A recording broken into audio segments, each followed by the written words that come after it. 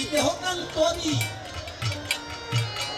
শাস্ত্রের কথা যদি ধরি সেখানে মানব দেহ তরি। ছন্দের সাথে কথা মিলিয়ে তাৎক্ষণিকভাবে তৈরি হয় গান। গানে গানে প্রশ্ন, গানে গানেই উত্তর। সুরে সুরে যৌক্তিক কথায় একে অপরকে ঘায়েল করার চেষ্টা। দুই কবিয়াল শ্যামল সরকার ও অরূপ সরকার গ্রামে গ্রামে মাতিয়ে তুলছেন শ্রোতাদের, ধরে রেখেছেন গ্রাম বাংলার কবিগানের ঐতিহ্য।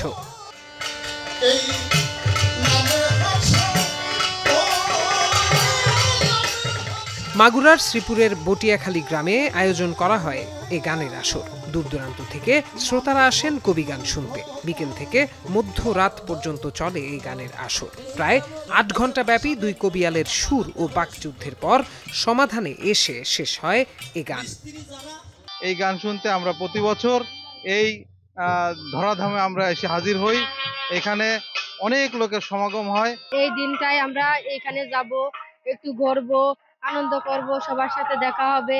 ভগবানের নাম গুণগান কীর্তন হয়, সেটা শ্রবণ করে আমরা আমাদের হৃদয়ের যে শান্তি বা তৃপ্তি পাই, ভক্তদের চরণ ধুলি নিতে পারি।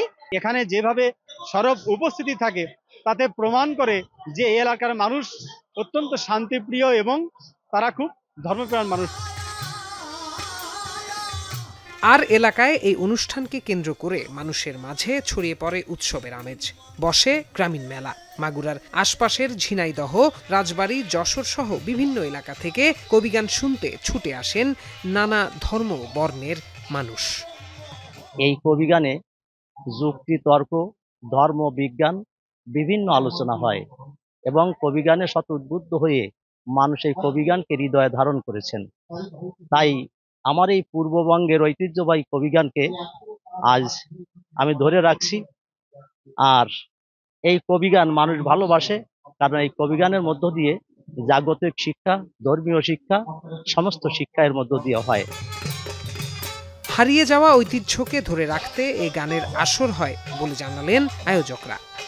কোনো সহযোগিতা ছাড়াই ব্যক্তিগতভাবে আমরা এটা করে আসছি এবং অদূর ভবিষ্যতেও ধরে রাখার জন্য আমরা আপ্রাণ চেষ্টা করব এবং এইগুলো এইভাবেই ধারাবাহিকভাবেই চলে যাওয়ার জন্য আমি বলছি। প্রতি বছর দুর্গা ও লক্ষ্মী পুজোর পর সুশান্ত মাস্টারের বাড়ির উঠোনে এ গানের আসর বসে। এখন মাগুরা।